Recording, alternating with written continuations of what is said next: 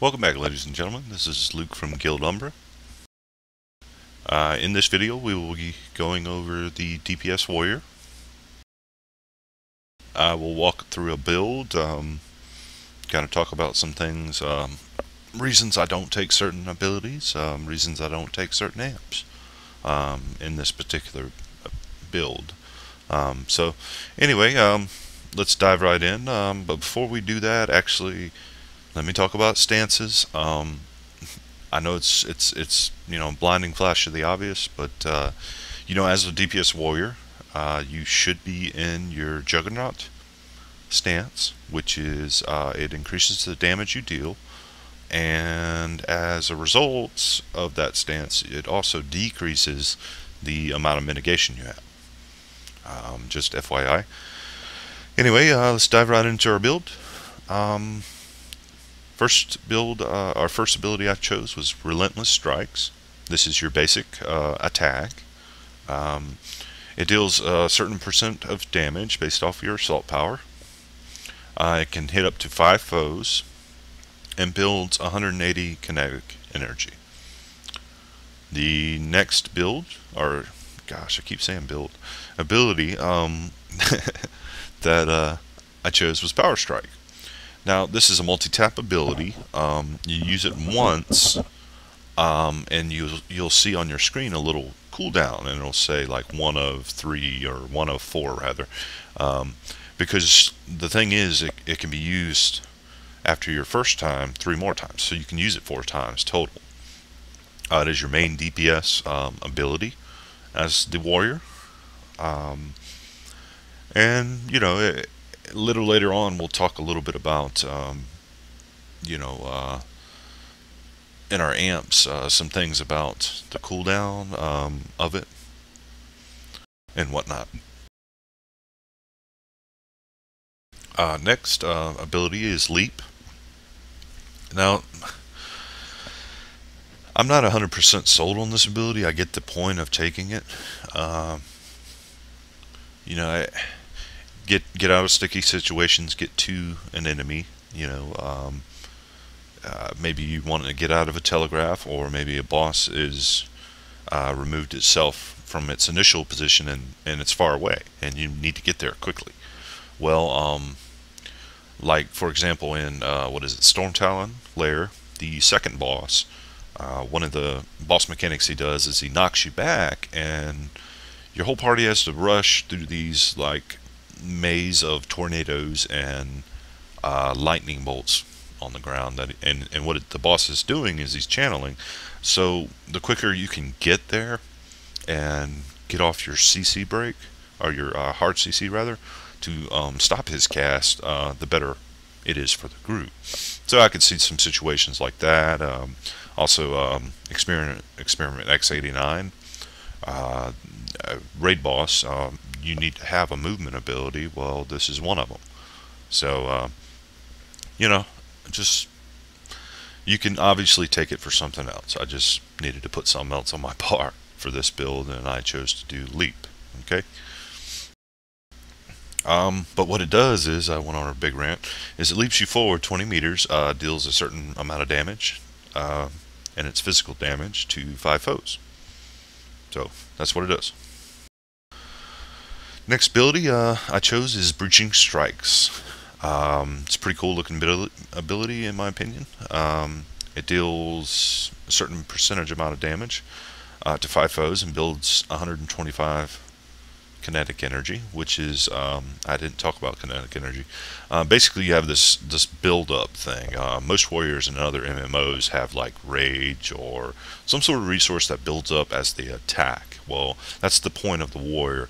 He builds up kinetic energy, and at certain points of the kinetic energy he's allowed to use other spells. And there's some cases where if you have more kinetic energy, the spells that are not normally open are available to you until you build up kinetic energy, do more damage as you get more kinetic energy. So just throwing that out there. The bonus of this ability is that it pierces armor, and it's only usable after landing a critical hit. So it's a crit hit proc ability. So it's one of those things where you need to keep your eye out on this ability, and if it pops up, use it as soon as possible, because it's free damage, and it's a good boost to your damage. So why not? I think that covers the assault. That covers the assault tree. Let's look at the utility tree. I took kick. It's probably our most reliable CC, even though we're melee and sometimes that's a little tough to land. But grapple is also a good one too. Anyway, kick knocks down 5 foes, destroys 1 interrupt armor, and it prevents any action for you PvPers out there, except dash for 3 seconds. So that's what that does. Grapple pulls 2 foes and applies a root for 1.2 seconds. It also destroys interrupt armor. It does a little damage, not a whole lot. But it's a line telegraph that's about 20 meters in front of you, so it can be difficult to land at times. But most of the time, as a DPS warrior, you're going to be using this to interrupt and to get those moves, moment of opportunities, to allow your group to do more damage to the mob. And in this case, you would be in melee, so it's kind of hard to miss that kind of telegraph, unless you're blindfolded or not paying attention or something, which I do quite often. Anyway, the next ability, this is a pretty sweet ability. This is like the reason I rolled a warrior in the first place. Was to try this ability out, and I have to say it's pretty awesome. It's called Power Link.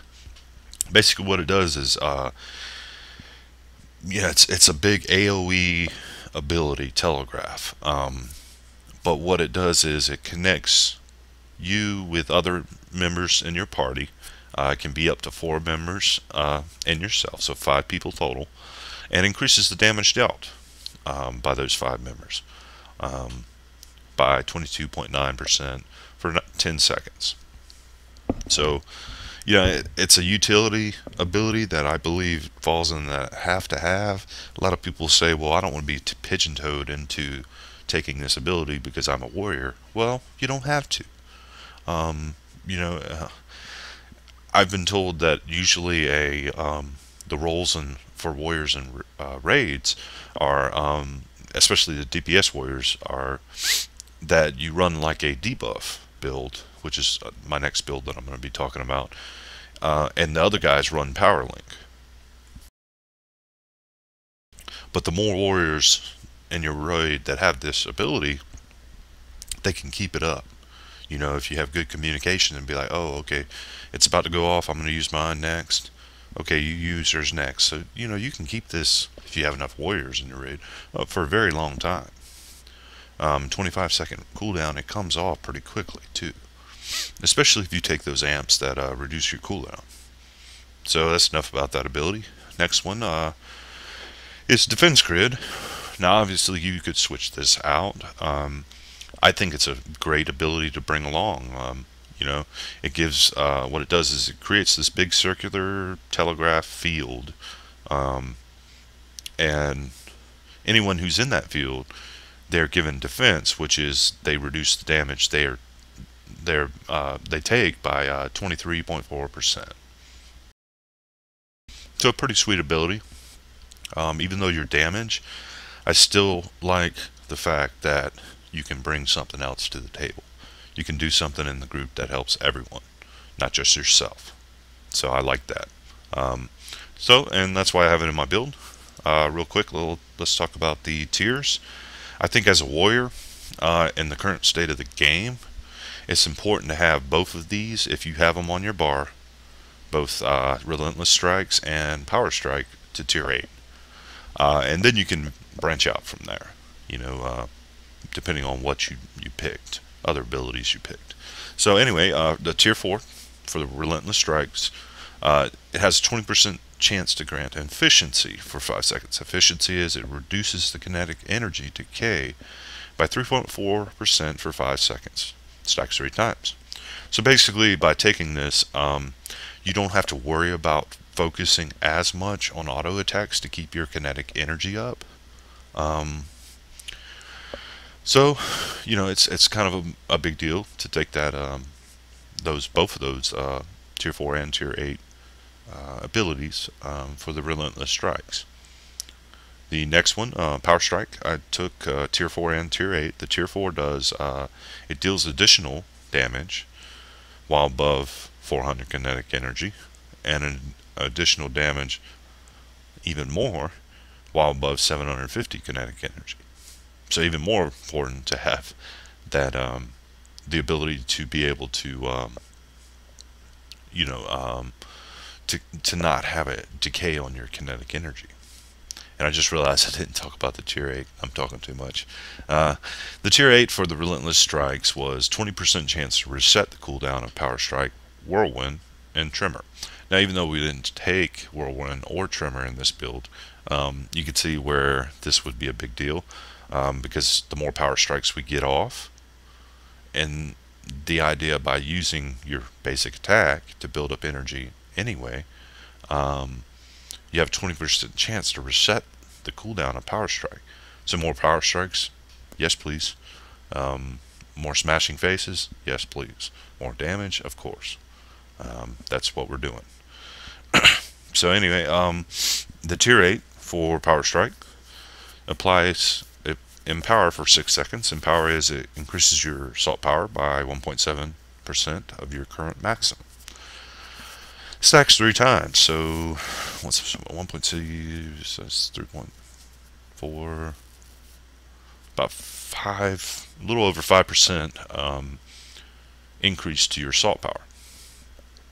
Pretty nice, pretty nice. And since this is going to be up, I don't see it does only last for 6 seconds.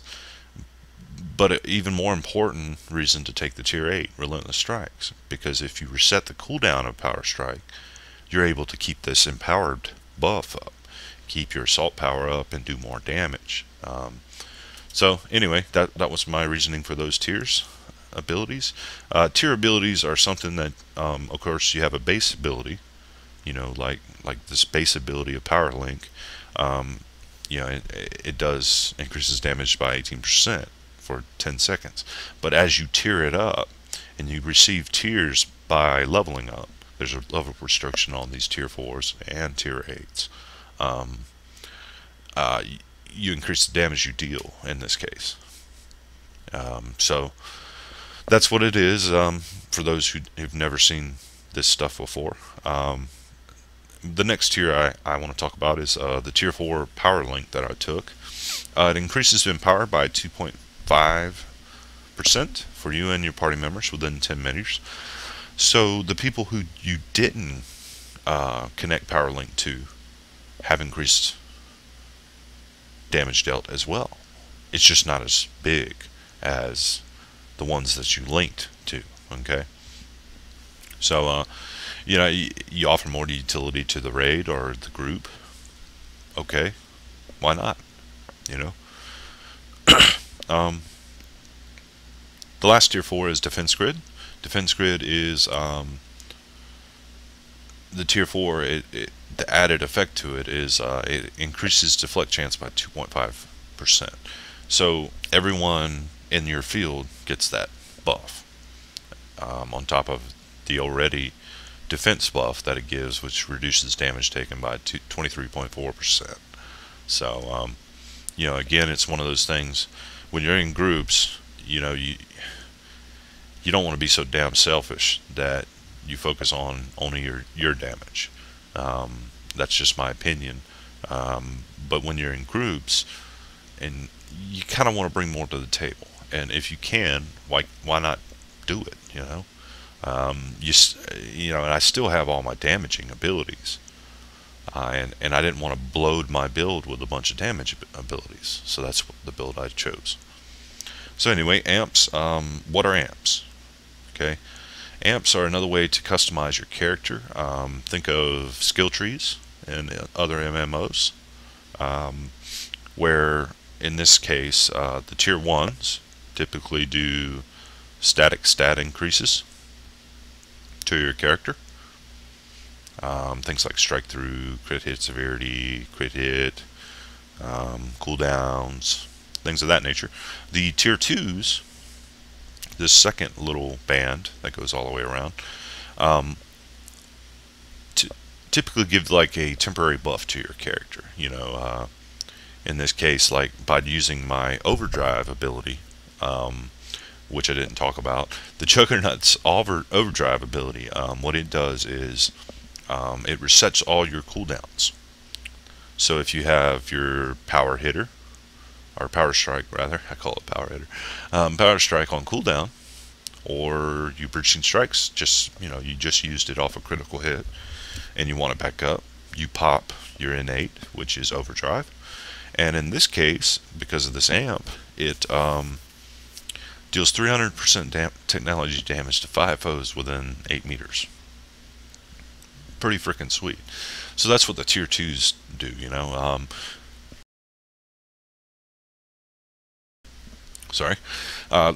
tier 3s, what they typically are in this case, you got assault, support, and utility. You'll notice that this amp unlocks a certain ability. Like in this build, I unlocked Power Link, but the only way I could get that was to spend points before, amp points before, And as you build up, then the tier 2 opens up. You spend points in tier 1, you get to tier 2. You spend points in tier 2, you get to tier 3. Okay, that's basic explanation of what amps do and how to get to them. Okay, from level 6 to level 50. Okay, straight out of the first starting area. Level 6 you get 1 amp. By level 50 you get 45 amps. Now the way you get the remaining 10 amps that I have built out in this calculator at wsbase.com is something called Elder Gems.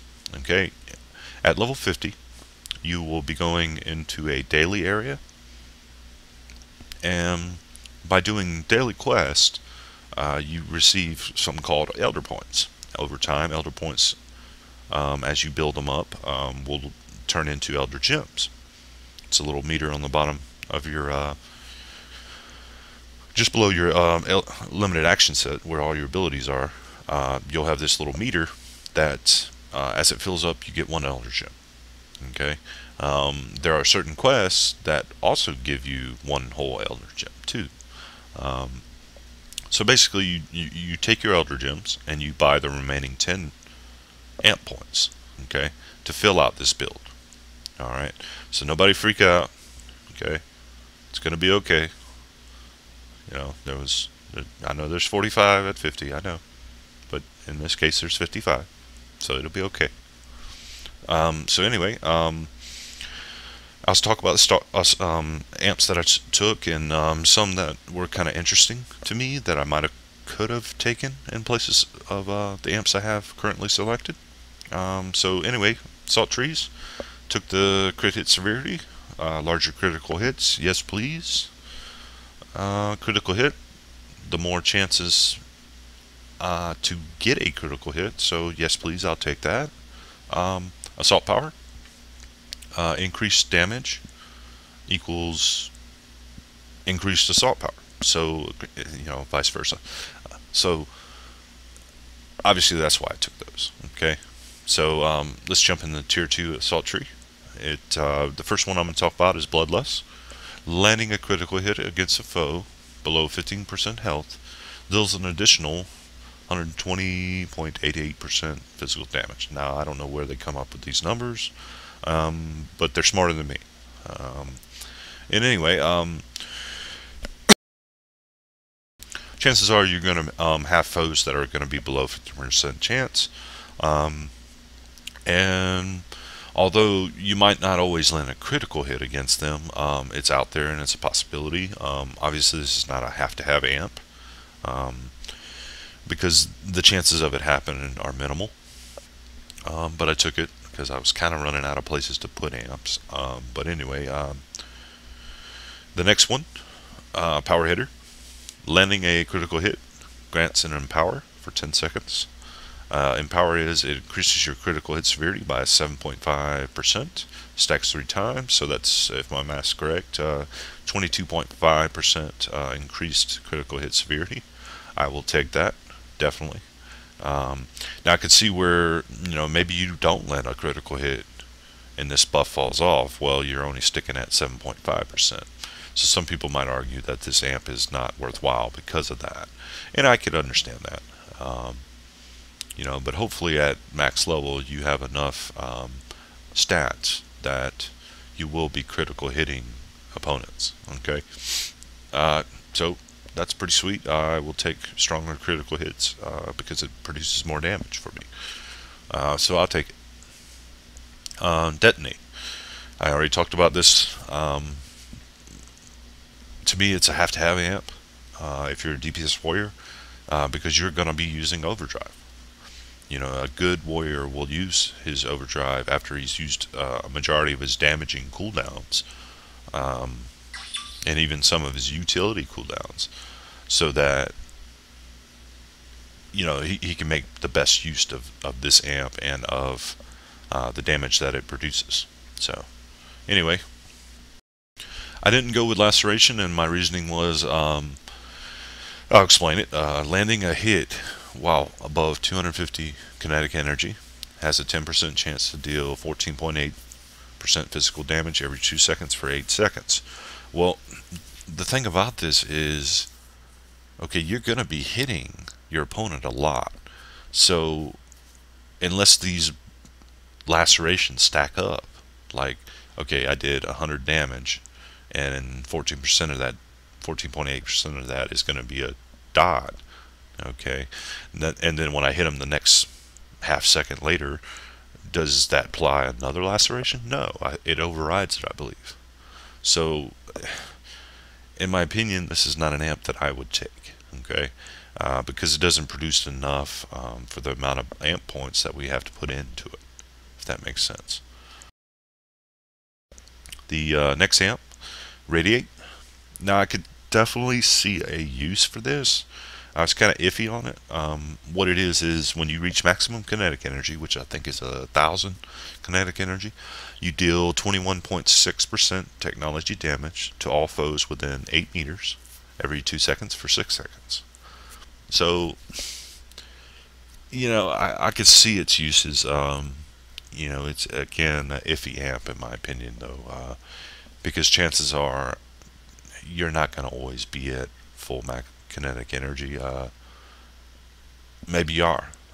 Maybe some people who are raiders, who are more experienced warriors than I, will say, well, this has to be a have-to-have amp for you, because I'm always at full max kinetic energy. But so far I have yet to see a good reason to take this one. One that said, well, you have to have it. So anyway, the next amp I picked was Kinetic Fury. It's while above 500 kinetic energy, gain in power, increases damage dealt by 7.2%. While above 750 kinetic energy, you gain in power, which is, it increases your damage dealt by 9%. So again, I took it because I like dealing more damage. More damage is good. It's kind of what you want to do as a DPS warrior. So I went ahead and grabbed it. Okay, pretty self-explanatory. I won't go into too much detail with that. I took our strike through into our tier 1 of the hybrid assault support tree, because this will help us not have to stack as much strike through on our gear, or focus on it as much. And like I said in my stat priority video, 12% is what you want as you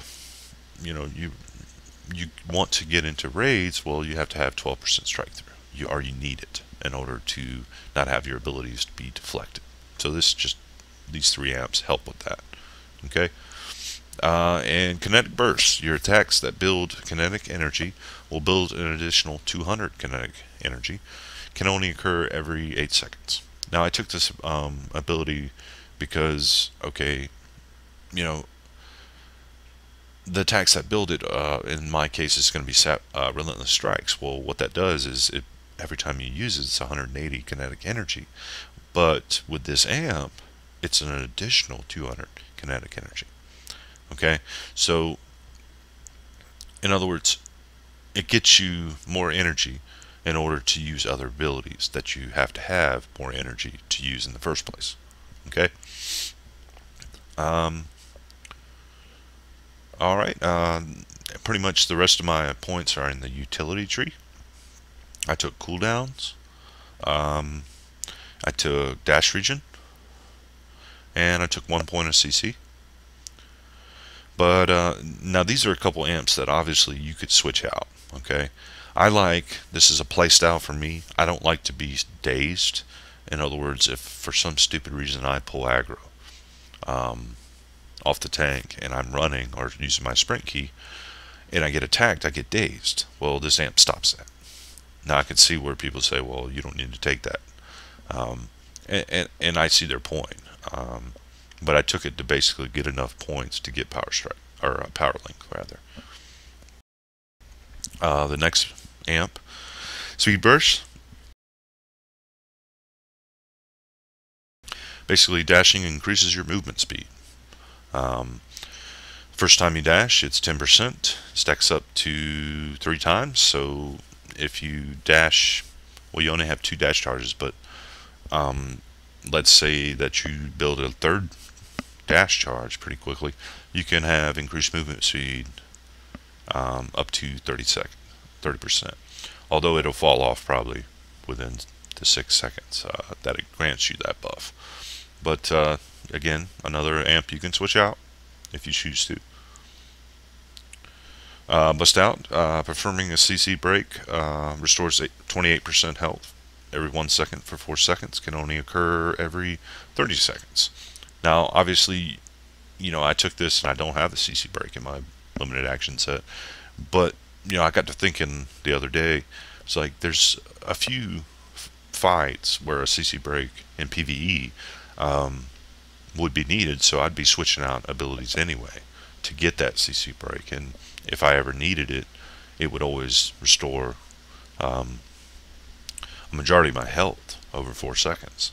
So went ahead and grabbed it again. I got it because I needed to get power link. Okay, and I already talked about power link, so this pretty much concludes the amp and abilities explanation. I didn't have enough time to talk too much about some of these other abilities and what they do. I will certainly jump into that in my next video, and when I discuss more of a debuff build that I've seen run in raids quite a bit. Anyway, I hope you enjoyed this video. If you like what you saw, please like me on YouTube, and if you want to see more videos like this, follow me on Twitch for you Twitch users, so you'll be alerted when these videos come out.